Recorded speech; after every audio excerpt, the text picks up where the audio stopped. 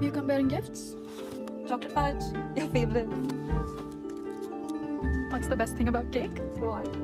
ये कभी भी खाया जा सकता है.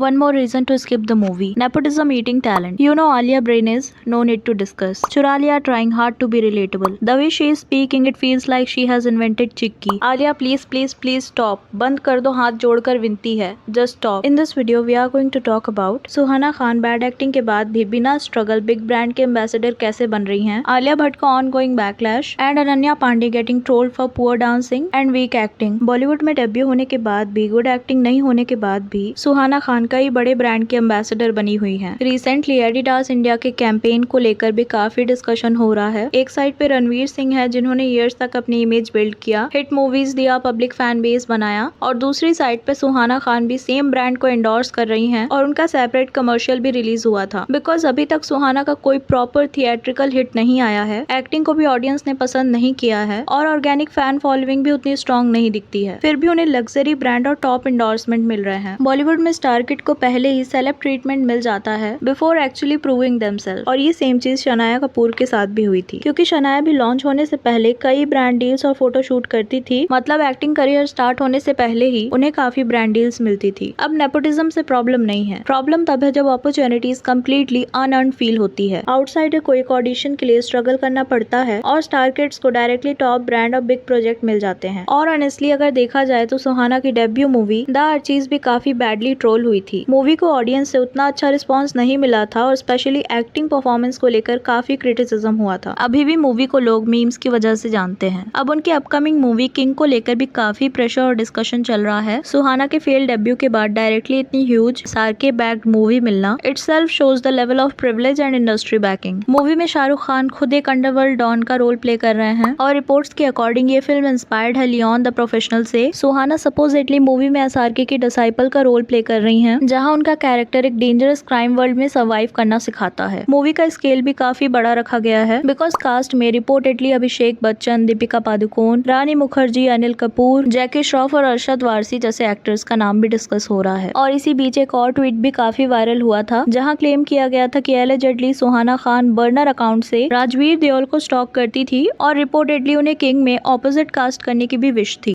But in India, somehow when we talk about box office numbers, there's a conversation that comes up pretty often, which is, oh, 75% of the movie going audience is male, so we need to cater to the mass. This conversation comes up quite a bit. But then I only wonder if we're catering just to the men, then what happens to the women?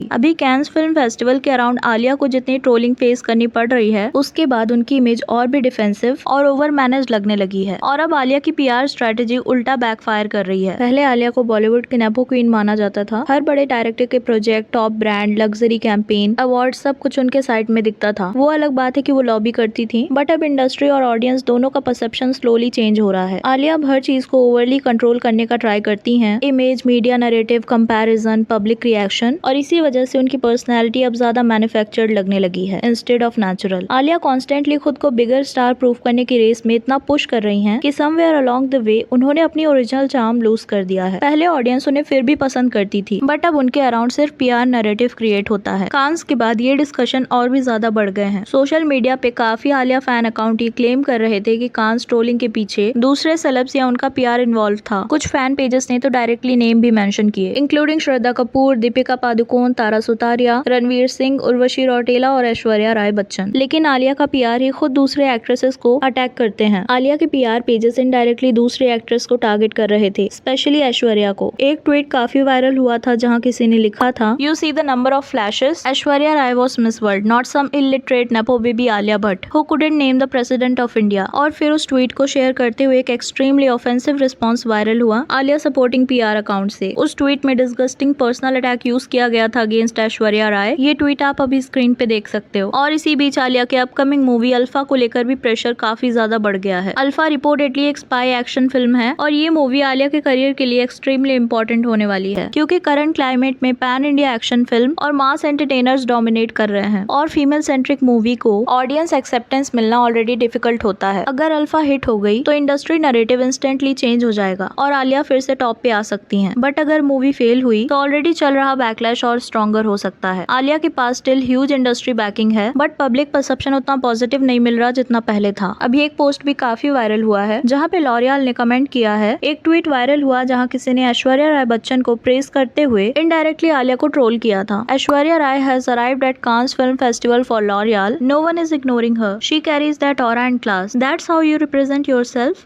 and your country, Alia. उस tweet पे L'Oréal के official page से सच a queen comment आया था। आलिया अब over exposed हो चुकी हैं, मतलब ऑडियंस उन्हें लिटरली हर जगह देख रही है। Ads, fashion campaign, airport look, interviews, brand shoot, award show, even जब उनकी लास्ट मूवी को रिलीज हुए काफी टाइम हो चुका है। अब कई लोग बोल रहे हैं कि रेशमा शेट्टी की मैनेजमेंट स्टाइल आलिया की पब्लिक इमेज को और डैमेज कर रही है। आलिया ऑलरेडी क्रिटिसिज्म फेस कर रही थी because of nepotism and PR narratives, और अब उनका PR सर्कल दूसरी एक्ट्रेस को एग्रेसिवली टारगेट कर रहे हैं, स्पेशली ऐश्वर्या राय बच्चन को। कुछ एनोनिमस अकाउंट और ब्लू टिक हैंडल ऐश्वर्या को बॉडी शेम कर रहे थे, उनके वेट को मॉक कर रहे थे, उनकी बोटॉक्स अपीयरेंस को डिस्कस कर रहे थे, और इवन उनकी डॉटर को भी अननेसेसरली ड्रैग कर रहे थे because she is attending Cannes with her mother. Criticism और ट्रोलिंग एक चीज होती है, बट पर्सनल अटैक और फैमिली को ड्रैग करना कम्प्लीटली डिफरेंट है। पहले Alia supporting PR bot accounts काफी सटल होते थे, बट अब नए अकाउंट्स डायरेक्टली हर पोस्ट के कमेंट सेक्शन में सेम नैरेटिव पुश करते हुए दिख रहे हैं। देखा जाए तो इस पूरी कंट्रोवर्सी का बिगेस्ट लॉस एक्चुअली आलिया को ही हो रहा है। पहले आलिया को ऑडियंस नेपो एक्ट्रेस की तरह देखती थी, बट अब उनका image over protected industry favourite with aggressive PR से देखती है। If you're planning to go and watch Chand Mera Dil in the theaters, please hear me out. Please save your money, rewatch Kabir Singh at home and wait for Chand Mera Dil to release on OTT. Because honestly, movie के पहले 10-15 minute में तो गाने ही आते रहेंगे, लेकिन एक चीज मानी पड़ेगी, the songs and the lyrics actually में बहुत ही अच्छे हैं. Music album is genuinely good, 5 out of 5 for that. But storyline बहुत ज्यादा मुझे cringe लगी, illogical लगी. कैंपस के अंदर लिटरली शादी की रस्में चल रही है भाई. रियल लाइफ में अगर ऐसा होता ना, लिटरली मैं एमिटी से पढ़ी हुई हूँ, लट मार के भगा देते भाई. एमिटी से मॉडर्न कोई कॉलेज नहीं है. और मूवी में इतने इनकम्प्लीट सीन्स है ना कि भाई एक सीन में अनन्या पांडे प्रेग्नेंट होती है तो कोई हेल्प नहीं होती है, लिटरली उसको हेल्पलेस दिखाते हैं, and then in the next scene वो हॉस्पिटल में पहुंची होती है. कैसे पहुंची? एम्बुलेंस, फ्रेंड्स, कुछ भी नहीं दिखाया. मतलब भाई टेलीपोर्ट हो गई क्या? हाँ, but credit where it's due. Lakshya की एक्टिंग बहुत ही ज्यादा अच्छी और इंप्रेसिव थी. बंदा इमोशनल सी. इवन अनन्या पांडे ने बहुत ही डिसेंट परफॉर्मेंस दी. फर्स्ट हाफ थोड़ा सा ड्रैग्ड और मेसी लग सकता है. It can make you question कि ये क्या चल रहा है मूवी में, कब क्या हो गया. अभी अनन्या पांडे की रीसेंट मूवी चांद मेरा दिल को लेकर भी इंटरनेट पे काफी डिस्कशंस चल रहे हैं। मूवी से एक डांस क्लिप काफी वायरल हुआ जहां ऑडियंस स्पेशली अनन्या के एक्सप्रेशंस और बॉडी मूवमेंट को ट्रोल कर रहे थे। ऐसा लग रहा था कि कोरियोग्राफर क्लियरली उनकी लिमिटेशंस को हाइड करने की ट्राई कर रहा था by giving her a fusion style performance, contemporary mix with Bharatanatyam inspired moves, but that ended up looking awkward. इस मूवी के जो को स्टार हैं लक्ष्य, उनको देख के ऐसा लग रहा था कि वो इम्प्रेस्ड होने के बजाय ट्रॉमेटाइज लग रहे थे during the performance. Previous video में हमने बात की थी कि इस मूवी के लिए मेकर्स कोई प्रमोशन नहीं करने वाले थे, लेकिन इसके बाद भी जब मूवी रिलीज हुई तब अनन्या की acting rhythm through out the movie थोड़ा अनइवन फील हो रही थी। मतलब कुछ सीन में वो जेन्युइनली इम्प्रेस लगती हैं और नेक्स्ट ही मूवमेंट परफॉर्मेंस स्लाइटली फ्लैट जैसा फील होने लगता है। उनकी बॉडी लैंग्वेज और फेशियल एक्सप्रेशन उतने रॉ और इमोशनली डिवास्टेटिंग नहीं लग रहे थे जितना स्क्रिप्ट में डिमांड होता है। आज की वीडियो के लिए इतना ही। Do let me know your thoughts on this, do let me know in the comments. और वीडियो पसंद आई हो तो प्लीज चैनल को सब्सक्राइब, वीडियो को लाइक कर देना। मिलता है नेक्स्ट वीडियो में। Thank you.